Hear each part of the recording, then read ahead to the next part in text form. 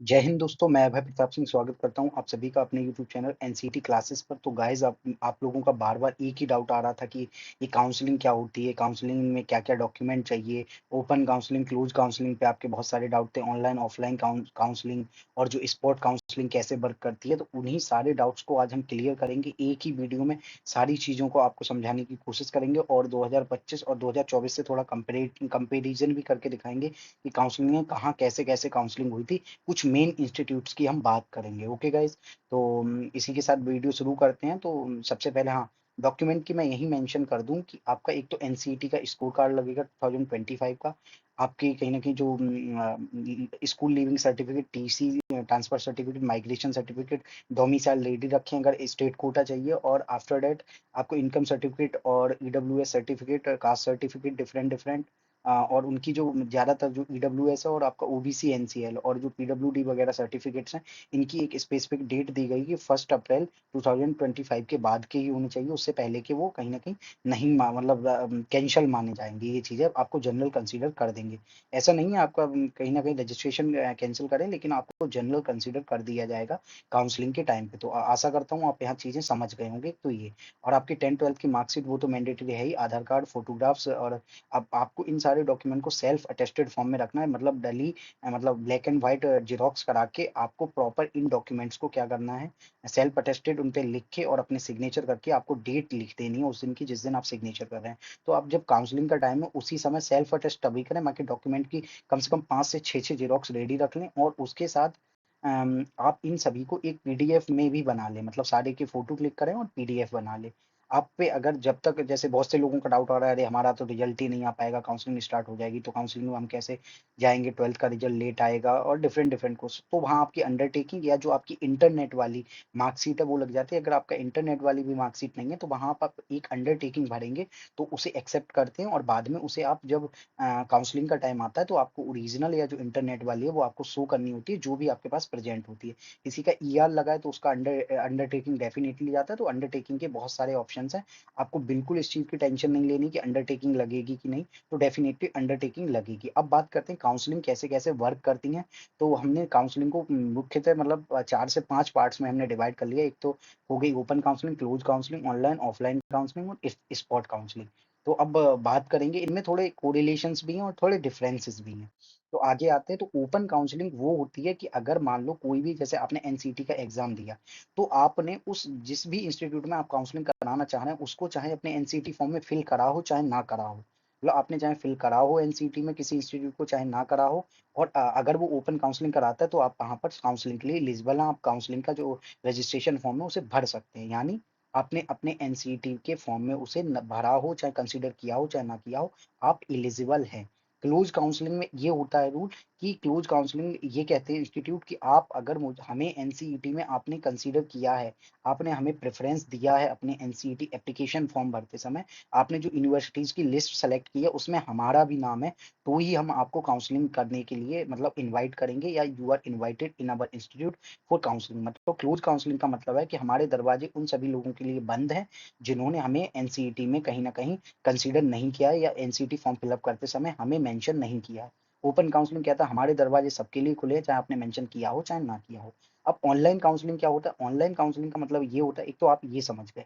अब इसी online open और क्लोज काउंसलिंग में एक कॉन्सेप्ट ये आता है कि इन दोनों में ही ऑनलाइन काउंसलिंग हो सकती है, ओपन और क्लोज में, और इन दोनों में ही ऑफलाइन काउंसलिंग हो सकती है, यानी क्लोज काउंसलिंग भी इन दोनों में हो सकती है और ऑफलाइन काउंसलिंग भी इन दोनों में हो सकती है। तो वो हम समझाने की आपको कोशिश करते हैं कि कैसे होगी। और स्पॉट राउंड काउंसलिंग भी इन सभी इंस्टीट्यूट में होगी, चाहे ऑनलाइन उनका हो, चाहे उनका कहीं ना कहीं ऑफलाइन ऑनलाइन का हो, और चाहे ओपन या क्लोज का हो। तो अभी हम रिलेशन बिठाने की कोशिश करते हैं। मान लो कोई इंस्टीट्यूट है उसमें ओपन काउंसलिंग है और उसने कहा कि हमारा जो आपको गूगल फॉर्म या जो भी है आपको ऑनलाइन भरना है और ऑनलाइन ही आपकी प्रॉपर जो मेरिट लिस्ट वो बनेगी। मतलब आपको कोई डाक मतलब बाई पोस्ट आपको कोई डॉक्यूमेंट नहीं भेजना है। फॉर एग्जाम्पल दिल्ली यूनिवर्सिटी है, वो प्रॉपर सीट अलॉट कर देते हैं। आर आई अजमेर है, आर आई भोपाल है, ये आपको प्रॉपर। आर आई भोपाल में थोड़ा है कि काउंसलिंग मिक्स है, और आरआई जो most of the central institute है चाहे आरआईज हैं, वो ज्यादातर ओपन काउंसलिंग ही कराते नजर आते हैं। और स्पॉट राउंड में एक प्लस पॉइंट ये है कि स्पॉट राउंड में सभी इंस्टीट्यूट, जो स्पॉट काउंसलिंग होती है उसमें सभी इंस्टीट्यूट ओपन काउंसलिंग कराते हैं, यानी चाहे आपने भरा हो चाहे ना भरा हो, ओपन काउंसलिंग में सभी को इन्वाइट किया जाता है जिन्होंने वो एग्जाम दिया हो। यानी क्वालिफाइंग एग्जाम यानी एनसीईटी स्कोर कार्ड हो बस आपके पास, कितने भी मार्क्स हो, आपने कितने मतलब भरा हो चाहे ना भरा हो। ये हो गया स्पॉट राउंड। ऑनलाइन यानी जो लोग मतलब बाई पोस्ट का उनका कोई सिस्टम नहीं है, सारा उनका सिस्टम ऑनलाइन ही होती है सारी प्रोसेस, सीट मतलब एक्सेप्टेंस और जो भी है अपग्रेड से लेके जो भी प्रोसेस रहेंगी, प्रेफरेंस बनना, एप्लीकेशन फॉर्म भरना, ये चीज़ है। अब ऑफलाइन में जैसे महाराजा पूर्णचंद जो ऑटोनोमस कॉलेज है ओडिशा का, वो ये कहता है कि आप चाहे उनके दोनों कोर्सेज में, जैसे आप बीएससी मतलब पीसीएम या पीसीबी स्ट्रीम से हैं, तो आप बीए बीएड और बीसीए मतलब बीएससी बीएड दोनों में अप्लाई कर सकते हैं वहाँ, और पीसीएम से तो बीकॉम बीएड में भी। तो वो ये कहते हैं, सॉरी वहाँ बीकॉम बीएड शायद है नहीं, तो वहाँ बीएससी बीएड बीए बीएड दोनों में बीएससी बीएड मतलब साइंस वाले स्टूडेंट अप्लाई कर सकते हैं। तो वो ये कहते हैं आपको पूरा, उन्होंने एक परफॉर्मा दे रखा है, एक फॉर्मेट दे रखी है एमपीसी कॉलेज वालों ने, उनका इसे आप फिल करके प्रॉपर एक आपको ड्राफ्ट बनाना है 200 रुपीज का, जो रजिस्ट्रेशन फी है, और आपको उस ड्राफ्ट को प्रॉपर बैंक से बनवा के और मतलब बैंक में जमा करना है आपको, एमपीसी कॉलेज के प्रिंसिपल के नाम का ड्राफ्ट। और आपको अगर दो दो कहीं ना कहीं फॉर्म भरने हैं तो लिख दें BSc BEd plus BA BEd, दोनों का उस पर प्रॉपर मेंशन होना चाहिए। जब अंदर वो देखेंगे उसमें आपके दो दो टू हंड्रेड के 2 ड्राफ्ट होने चाहिए। तो आप यहाँ तक एक चीज तो समझ गए कि ये हो सकता है। अब ये हो गई ऑफलाइन काउंसलिंग, यानी पूरी तरह से ऑफलाइन काउंसलिंग है। और उसके बाद जब मेरिट लिस्ट आ जाएगी तब भी आपको वहाँ ऑफलाइन जाके ही काउंसलिंग करानी है। तो ये हो गई शुद्ध एकदम प्योर ऑफलाइन काउंसलिंग। और ये जो ओपन काउंसलिंग में क्या हुआ, उन्होंने कहा कि हम काउंसलिंग भी ओपन ओपन क्लोज आप समझ गए, ओपन या क्लोज वालों ने कहा कि हम काउंसलिंग ऑनलाइन करा रहे हैं, लेकिन अब जैसे आरआई भोपाल क्या कहता है, हम आपको प्रॉपर काउंसलिंग कर देंगे, आपको प्रॉपर एडमिशन ऑनलाइन ही दे देंगे, आपकी सीट बुक हो जाएगी यहाँ पर, आपका आप कहीं ना कहीं स्टूडेंट बन जाएंगे आरआई के, उसके बाद आप आरआई आएंगे। लेकिन आरआई अजमेर वहीं क्या कहता है, वो एक मेरिट लिस्ट देंगे, ओपन काउंसलिंग है उनकी, चाहे क्लोज हो चाहे ओपन हो, लेकिन मान लो एक एग्जांपल दे रहा हूँ, और उनका मिक्स कैसे है, तो एप्लीकेशन प्रोसेस उनकी भी ऑनलाइन होगी आरआई अजमेर वालों की, लेकिन जब आप बात करेंगे कि आपको इन हैंड वहां पर जाके तुरंत फी जमा करनी होती है, ऑनलाइन ही होती है वो फी भी जमा, या आप वहाँ के ऑफिस में जमा कर सकते हैं आरआई अजमेर के, लेकिन आपको अपनी सीट बुक करने के लिए मतलब आपको डिजिग्नेटेड कहीं ना कहीं प्रॉपर स्टूडेंट बनने के लिए आरआई अजमेर का, आपको वहां जाके उस दिन प्रेजेंट होना पड़ता है जिस दिन काउंसलिंग होती है।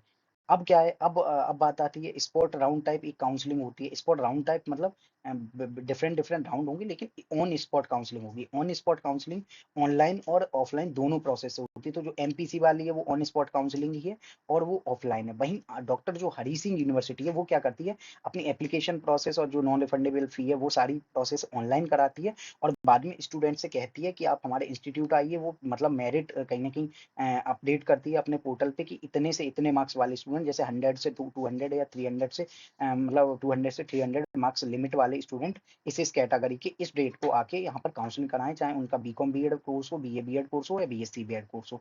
तो इस तरह से उनकी काउंसलिंग होती हुई नजर आएगी आपको, ये चीज है।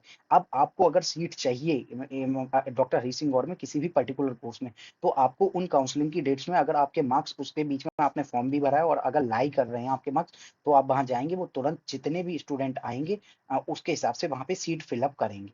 ये चीज है। ये हो गई मिक्स ऑनलाइन प्लस ऑफलाइन, यानी online plus on spot counselling. Online application की प्रोसेस होगी, बाकी एडमिशन की प्रोसेस जैसे आरआई अजमेर में भी ऑन स्पॉट ही होती है।